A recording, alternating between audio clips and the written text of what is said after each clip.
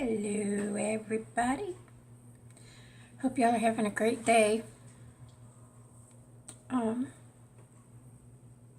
Hopefully we won't hear Jersey crunching her food today because she just finished eating. I literally waited for her to finish because as soon as she saw me sit down with my tablet, she went right over there and started crunching her food. So I outsmarted her. I said, okay, go ahead, eat. I'll wait. So anyways, this morning weighed in at 187. And yesterday I was 189, so all that water's coming off nicely. Keto stick I'm really surprised about. It's got good color.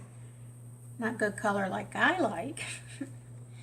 But usually it takes me 3-4 days just to get halfway decent color on it. So the fact that it's only been 2 days and I got good color is great. So maybe tomorrow it'll be the color I like.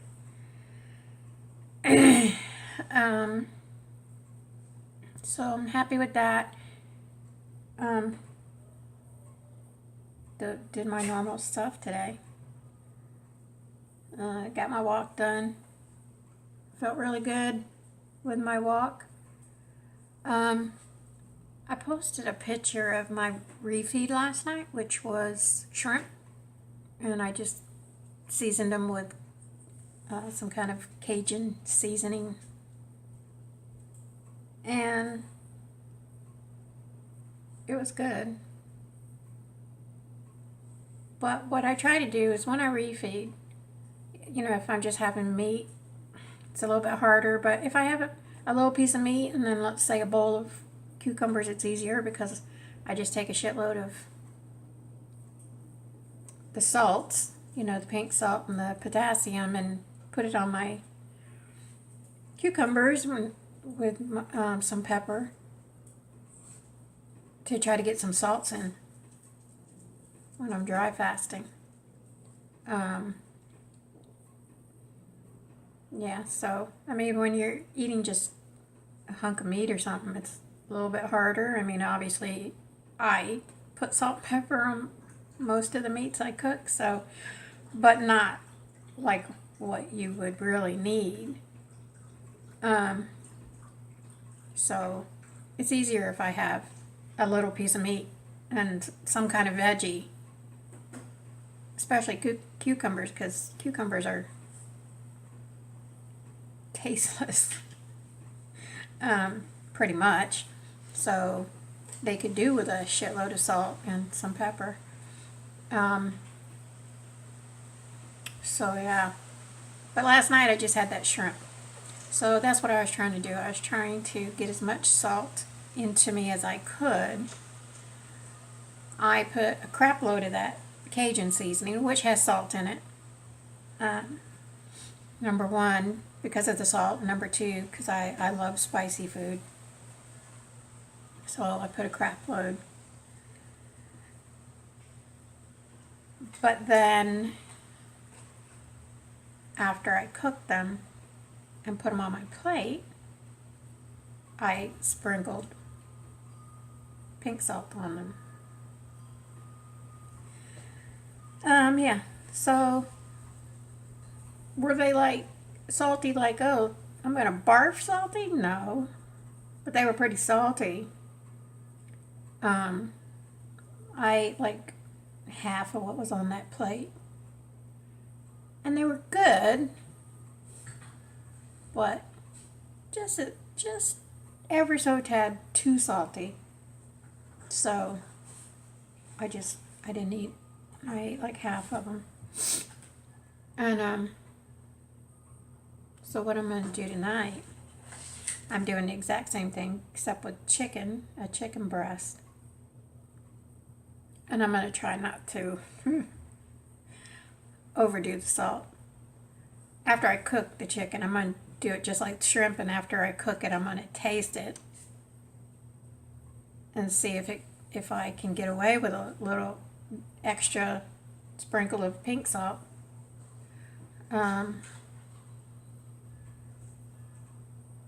Yeah, because I want to try to get as much salt in me as I can, the electrolytes.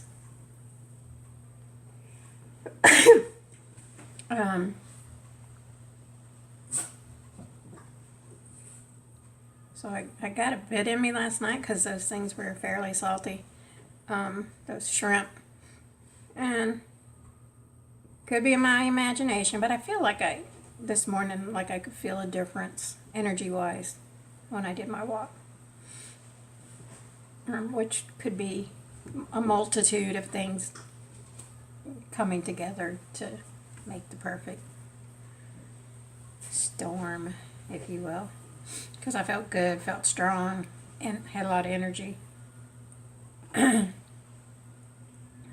I also woke up this morning with because I've spoke before that my right foot is jacked up. And we're trying, my doctor and I are trying to figure out, what's up with it and what can we do. Woke up this morning with my left foot feeling exactly the same. It's never felt that way. Like the top of the foot hurts, is sore. So yeah, I've never had that problem before.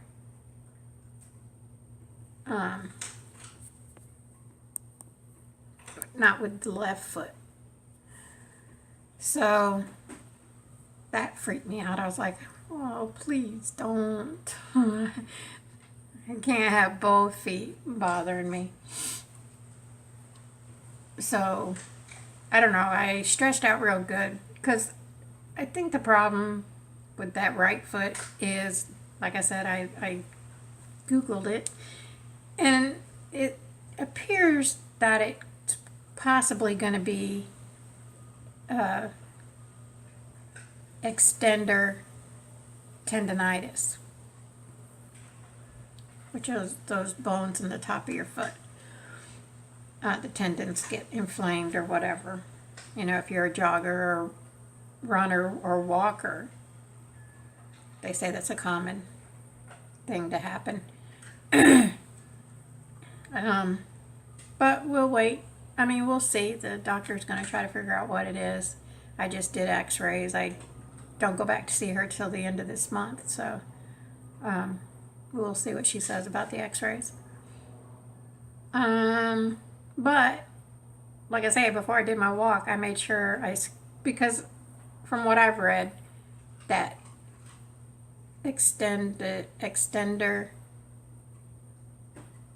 tendonitis a lot of times can be caused from overuse, and then sometimes, like if you suffer with tight calves, it could give you that problem. And I do suffer with tight calves, so I was real careful, which I never do. I was real careful this morning to stretch my calves out before I even walked. I always stretch them after my walk. I never stretch them before the walk. But I did this morning, and got my walk done. The right foot bothered me as usual. Left foot didn't really bother me. I relaced my tennis shoes the way you're supposed to when you have extender tendonitis, which is basically just skipping a hole when you lace them up, so that there's just a little bit of an open space in the top there. So I did that for both shoes. I've always done it for the right foot, but I did it for the left shoe this morning. Got through the walk. Everything was fine. I felt good, felt strong, energetic. No more pain than usual. Went to the gym. Got that done. And there's I think I talked about him yesterday. There's a trainer there, Felix. He's really good. And he's really personable and approachable and funny, and so whenever I need help or I have a question, I always go to him. And I mean, just certain things, like I'll just say, hey, can you watch me do this and make sure my form's good, because I want to have good form. I don't want to hurt myself. So he always does that, and then he'll be like, oh no, straighten this, or whatever, to help me get good form. And then once he's corrected my form and I do whatever exercise I'm doing, I'm always like, fuck, feels like a totally different exercise now, now that I'm doing it correctly. And it's harder because, maybe I was doing it half-assed before I asked him. And I'm starting to, like, and then today I did that again, just like a simple exercise, like, it's like a band, and then you just hold the band and you stretch it out as far as you can go, like with your arms all the way going towards your back, so it squeezes your traps together. I've been doing that no problem. No, woohoo! I can do this all day. And he saw me doing it today, and he's kind of corrected my form a little bit. I'm like, okay. So then I started doing it the way he showed me. I was like, crap. He was laughing. I'm like, man, I keep hanging out with you. I'm going to be Superwoman. So it got much harder after he showed me the correct way to do it. And, I'm, with him correcting me on a bunch of the stuff I do in the gym, I'm really starting to feel it now. Those sit-ups, but I can feel the sit-ups, because he showed me how proper form with sit-ups and crunches. And now that he's showed me that, I can, of course I'm sore. Not super sore, but I'm sore. I can tell I did something. Same thing with my shoulders and my arms and my thighs from squats. So I'm having some soreness. Nothing major, nothing like hurting, just soreness, Hey, I see you went to the gym today, my body's saying. But like I see the difference, like since I've been doing the sit-ups and the crunches correctly. Like I feel the difference. I can feel the difference, like even in my lower back, because that you got to have the whole core, the abs, the back, all comes into play. And I already, from doing them correctly, I already feel a difference and feel like I'm getting stronger. Yeah, what else? That's it. I left the gym. I had to go do some blood work. Did that.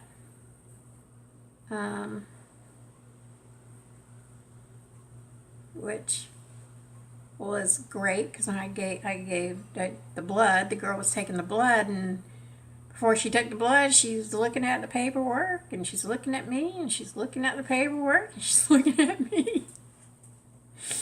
She's like, my God. She said, I can't believe it.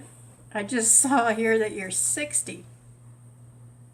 She says, you're like one of those young, hip grandmas. And so, and then there was another girl standing there, and they're like, oh my God, I can't believe it. So we always like to hear stuff like that, and especially when you're, every day, like getting up and trying to do the best you can to, get healthy and get your shit together. And so it's always nice to hear younger people say, holy shit, you don't look 60. So that made me feel good. And then I left there, had to go get a couple of things, cleaning products from the store.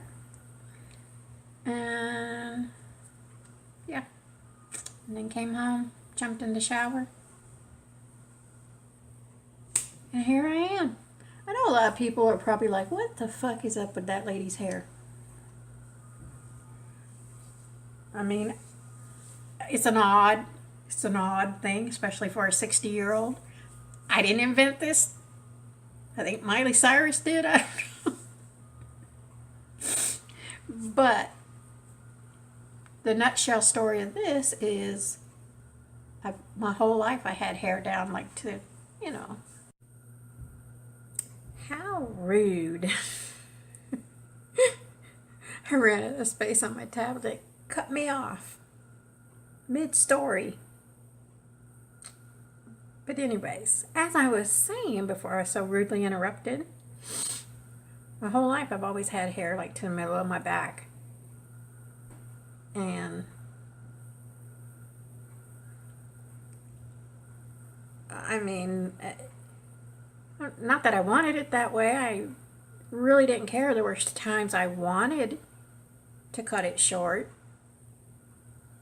I mean, like normal short, you know. But, you know, stupid shit kept me from it. For me, I was like, oh, I don't think I should cut it short. I don't have the right shape head. I got a big head. I've got a fat face. Fat girls shouldn't have short hair.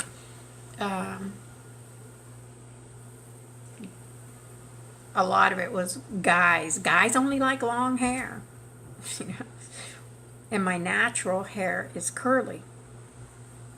I'm Hispanic and Hawaiian, if you know anything about those two hair types. I got a double whammy. So it's naturally curly. It was naturally curly, but it wasn't like a pretty curly. I could get it to look pretty curly with a whole lot of product and a whole lot of work. Yeah, so, and I did.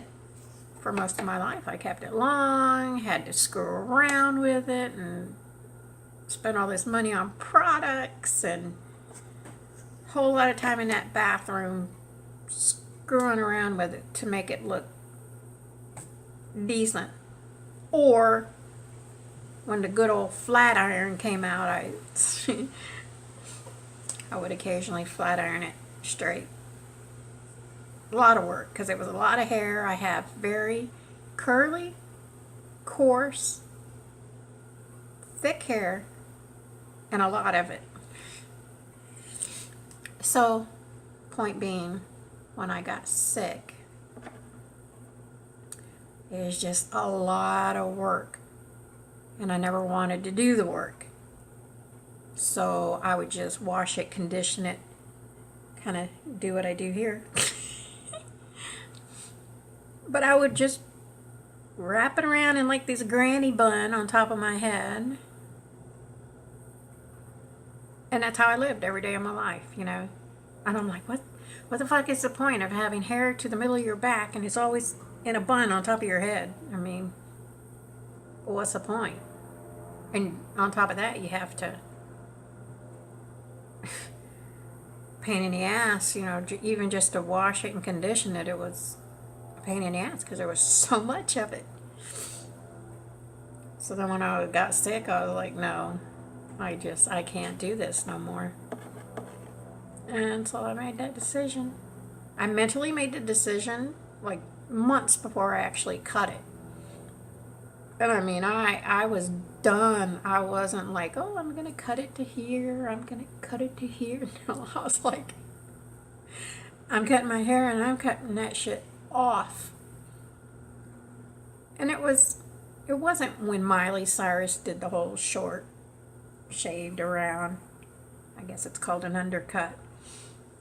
It was way after she did it and had made it popular and stuff. And really, I mean, I was trying to avoid not just shave it, you know, just shaving my head like this. I was like, that's super extreme. And I kind of wanted to, but I was like, no, let's be reasonable. just go ahead and do the whole undercut thing. Leave yourself a little bit of hair on the top. That way, if you ever want to mess with it a little bit, it's not that much, you can work with it. You guys have seen me with it down. It takes me no time. I can wash it, condition it, dry it, and flat iron it in like 15 minutes, you know. So that's what it, because I got sick and I couldn't deal with it. It's too much. It was too much to deal with. So I was like, no, I can't. So I went big. I was like, I walked in that place and I knew they were going to be freaking out because, like I said, my hair was to the middle of my back. I knew they were going to be like, are you sure? Oh my God. I'm sure it's nerve-wracking for the stylist as well when somebody with that much hair comes in and says, hack it off. But luckily I had a really cool hairstylist. He was super cool. And he did ask me, are you sure? And I'm like, I've never been more sure about anything in my life. And they put your hair in 2 things and they cut it. And he asked me a couple of times, you sure? I'm like, yeah, let's do it. And because I was so excited about it, I think it made him feel better or less nervous. So he chopped it off and I never looked back. I never, ever regretted the decision. I need to take better care. Like it totally needs to. Because I like it shorter than this on the sides. Because even when it starts getting this long, it starts getting what I call little pings. Bing, bing, bing, sticking out everywhere. Because I have crappy hair. So I try to keep the sides really short, and then if I want to screw around with this, because I'm going somewhere. But this is me. This is me. That's why I don't, when I decide to make these videos, I not for a second thought, oh, every time I make a video, I'm going to do my hair and I'm going to put on some makeup. No, this is me. This is not that kind of, I never intended it to be that kind of YouTube channel videos where I felt that I needed to look a certain way or whatever, because it's not me. This is me. This is my everyday. This is me. I go to the gym. I walk and I go to the gym every morning, so I'm not going to have my hair done and I'll be sweating and all this hair will be sticking to my face. No. This is what I do. Or if I have my hair down, I'll just go like this and put a cap on. This right here feels comfortable to me. It looks a little messy because, like I say, I need to get on top of it. But I love it. It's easy. I don't have to fuss with it. It's so comfortable. But, I do live in Florida, so in the summertime, it's like, I love this. But anyways, yeah. See how I talk about random bullshit? But, yeah, that's the deal with my hair, and I love it. Love my hair. Okay. Whatever. Any other random bullshit I can talk about? No, not really. Yeah. I'm just gonna end it here because they always end up a hell of a lot longer than I want them to be. So yeah, so I'm doing good, feeling good. So happy to be back on the wagon, and that things are looking good. So, we'll see what that scale holds for me tomorrow. All right, you guys, gonna get out of here. I feel like I'm